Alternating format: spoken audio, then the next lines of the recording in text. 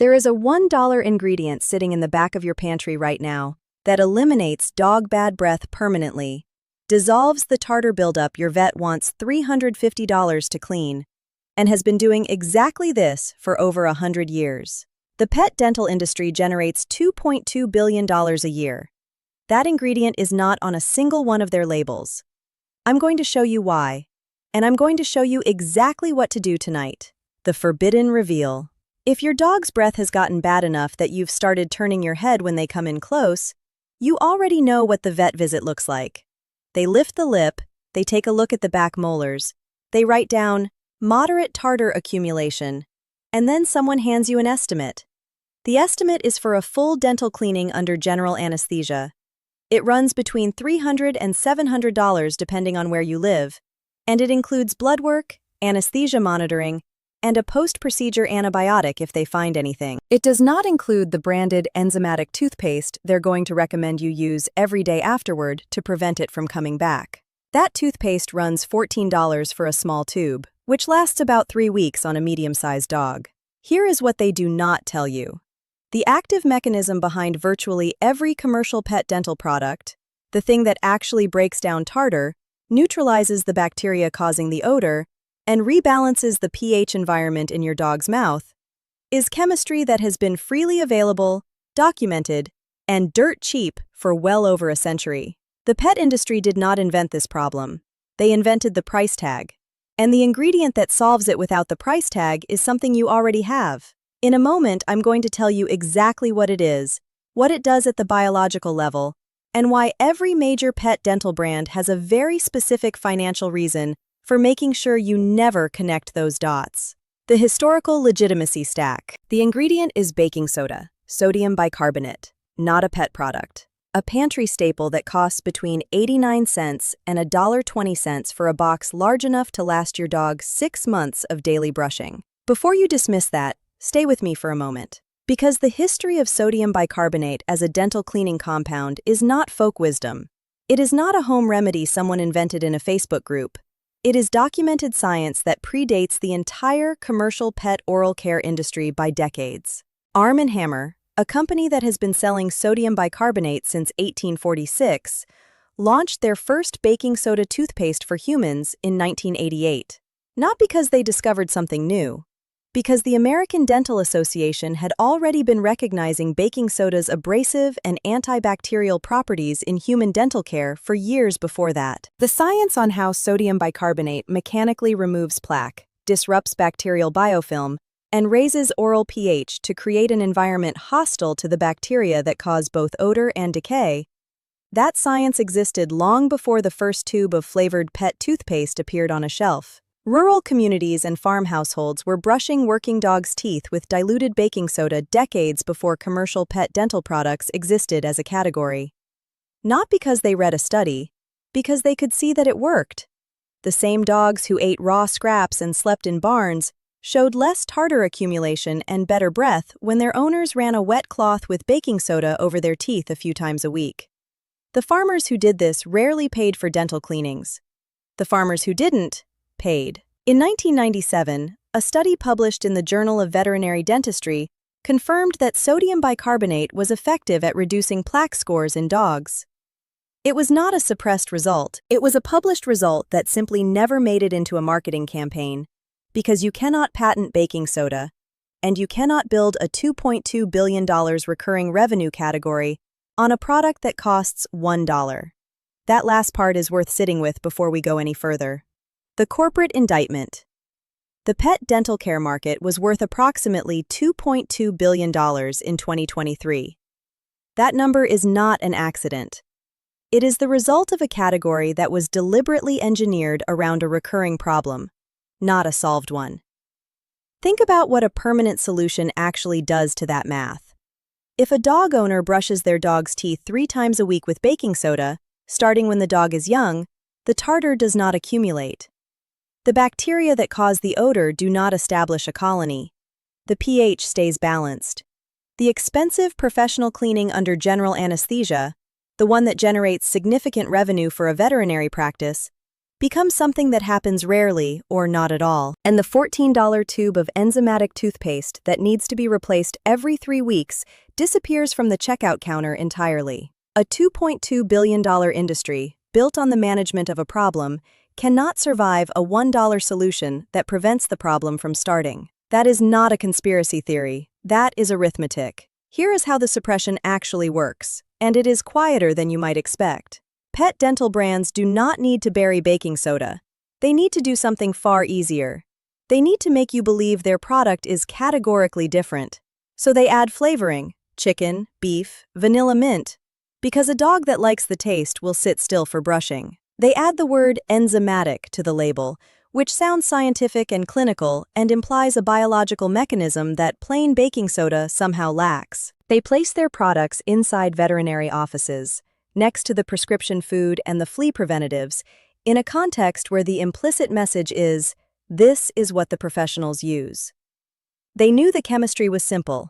They knew the active mechanism was cheap. They knew that a dog owner who figured out the $1 version would never come back to the $14 version. They knew. Subscribe before we go deeper into this, because the dental category is only the beginning of this pattern, and what I'm going to show you next week is the same math playing out in a completely different product line.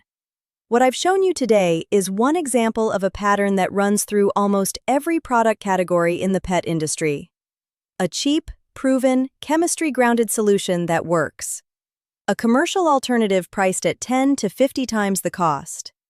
And a very specific financial reason why the cheap version never appears on the label of anything sold in a pet store. If you want to go deeper than one ingredient and one problem, if you want to understand the full picture of how the pet industry's pricing model is built, and which common pantry items cover the most common and expensive pet health problems, that is exactly what I cover beyond this channel.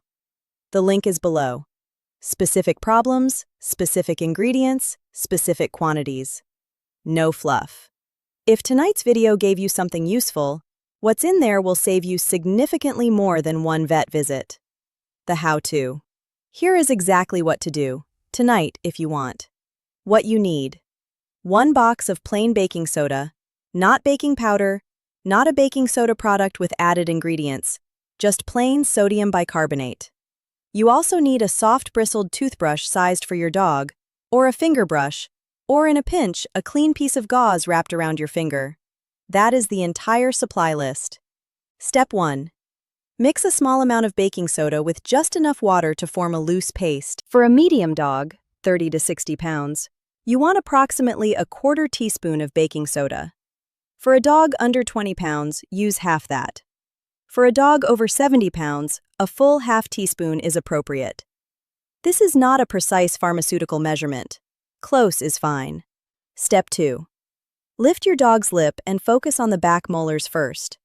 This is where tartar accumulates fastest and where the odor-causing bacteria establish the most significant colonies. Use small, circular motions along the gum line. You are not scrubbing, you are disrupting the biofilm where the tooth meets the gum. 30 seconds per side is enough for a maintenance session. Step 3. Move to the front teeth and canines. Same circular motion. The front teeth are easier to reach and typically have less buildup.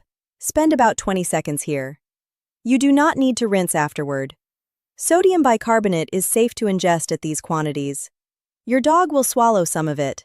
This is not a problem. For a dog whose breath is already bad, meaning there is existing tartar buildup, do this every other day for the first 2 weeks. You will notice the odor beginning to reduce within 5 to 7 days as the bacterial load drops. After 2 weeks, 3 times a week is sufficient for maintenance. One honest clarification. If your dog has severe visible tartar, the brown-black calcified deposits that are already hardened and thick, baking soda brushing will not chip those off. Hardened calculus requires mechanical removal, and for severe buildup, a vet cleaning is the right starting point. But here is the key distinction. After that cleaning, a $1 box of baking soda used 3 times a week is what prevents you from ever paying for another one. That is the use case this channel is built on. For cats, the same method applies at half the quantity, with one modification. Cats are more resistant to having their mouths handled, so a gauze-wrapped finger is often more practical than a brush. Start with shorter sessions, 10 seconds per side, and build from there. The chemistry is identical. The patience requirement is higher.